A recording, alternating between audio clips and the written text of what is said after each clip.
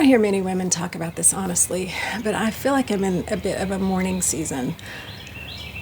Hey, I'm Lisa, and this is Second Peak Midlife. Over the past year, my body has changed a lot in a lot of really good ways. I've lost weight. I feel stronger than I ever have. I'm probably in the best mental and physical shape of my life. And I actually like the way I look in clothes anymore. But at the same time, my skin has changed immensely. It's looser, it's more wrinkled, it's a different texture. And it's not just my face, but it seems like it's all over. My thighs, my arms, my rear end. And the muscle is there, but the skin just hasn't adapted. It's gravity. And it's also a drop in estrogen. And I feel like it just happened literally overnight, super fast.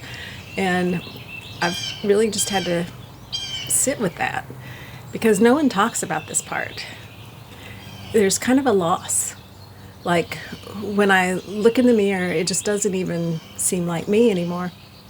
It's like a reality check of how short life really is. Where did it go? My aunt on her deathbed said, I thought I'd have more time. And sometimes I think about that in reference to my prime years. And it also made me think of that old song by Jim Croce, Time in a Bottle. That idea of wishing that you could save time or hold on to it or just stretch it out. Because once you realize how quickly it moves, you want to use it differently. Not trying to freeze it, but choosing how you spend it. Because there's never really, as the song says, there never really is enough time to do the things you want to do and to do everything. So the question becomes, what actually matters enough to give my time to? So back to my aging skin. Instead of rushing to fix it, I found myself just kind of noticing it, just letting myself feel it, letting myself see it. And I'll be honest, I've looked into doing something. Not Botox or fillers, just because that's not my thing, but more regenerative type of treatments like microneedling, RF microneedling, PRP, other non-invasive options, red light therapy, home gadgets. And I've really thought about it. And actually, I even made an appointment, but I canceled it. And because I started weighing everything. I have a history of Bell's palsy, which is paralysis on one side of your face, and fever blisters, and there's other potential risks, even things like fat loss in the face. And I realized that this isn't a simple decision. And once you start, where do you stop? And at what financial cost?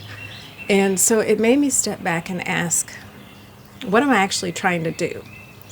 Am I caring for my body, or am I trying to be not invisible, which is sometimes how this age feels, especially in my sales career?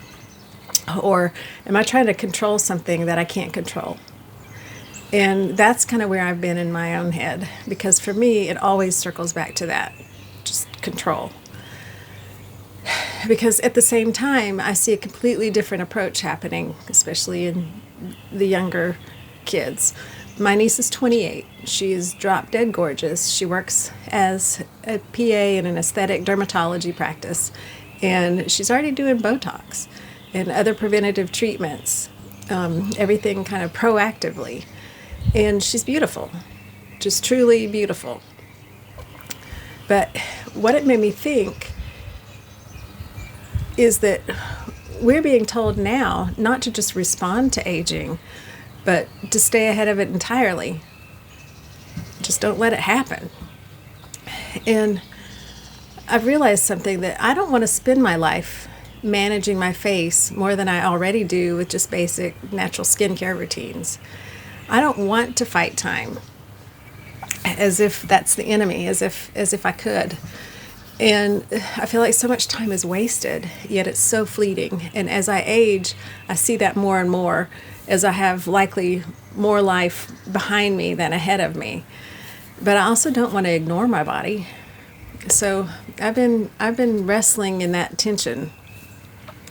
I don't want to idolize my body, but I also don't want to neglect it. And I want to care for it because it's been given to me.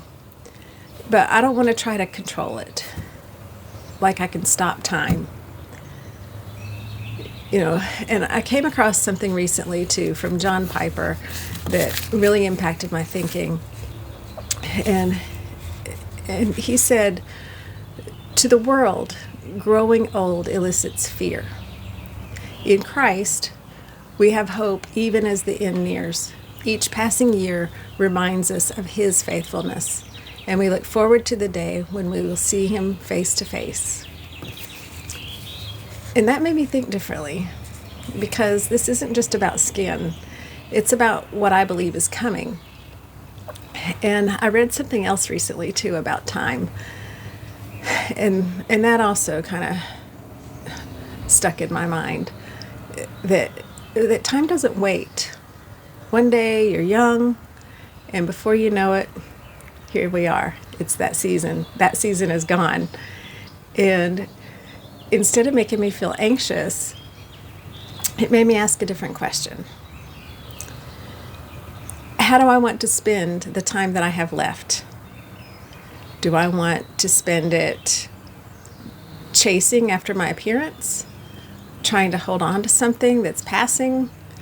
Or do I want to spend it living, being present, using what I've been given for something that actually lasts? Am I viewing my time that I have left in light of eternity? So maybe this season isn't something to fix. Maybe it's something that I need to just walk through, to acknowledge what's changed, and while still caring about what I've been given, but without trying to hold on to something that's meant to change. Somehow I think that we've lost the ability to just let ourselves age gracefully and to be honest about how that actually feels. So maybe it's something to walk through while still making thoughtful decisions without pressure. So if you felt this too, this awareness, having to make this midlife adjustment, you're not the only one. And maybe, I don't know, maybe we don't have to rush to fix it. Maybe we can just learn how to allow it and steward it, and maybe even lean into it. If this has helped you or made you think differently, let me know in the comments. And please like and share with your friends who may also be struggling in this middle season of life.